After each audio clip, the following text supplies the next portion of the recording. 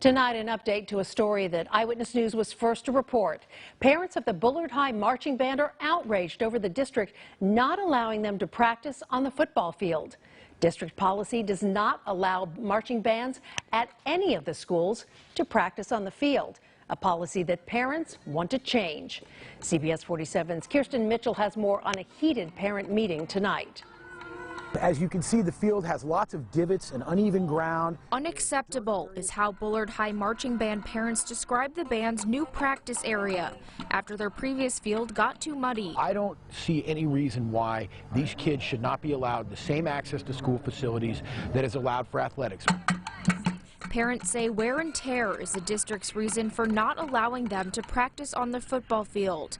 They say district policy doesn't allow marching bands from any of the schools to practice on the fields. You can't tell me that these kids marching in their tennis shoes does anywhere close to the amount of damage that football does or soccer does practicing on that other field in their cleats. You are not taking care of our kids. Inside at a parent meeting, Instructional Superintendent Brian Wall took heat from parents who want the district to change the policy. Band members are students that are just as important as everyone else, and so I wanted to hear their concerns and be able to take those concerns back to the superintendent and really work on a solution. Safety a new concern as it got dark. And you're talking about students having to practice on that aren't looking at the ground. I don't think it's fair at Bullard. I don't think it's fair at Edison. I don't think it's fair at Hoover. I don't think it's fair at any school for any kids, whether it's athletes or musicians, to be treated like they're second best. Kirsten Mitchell, CBS 47 Eyewitness News.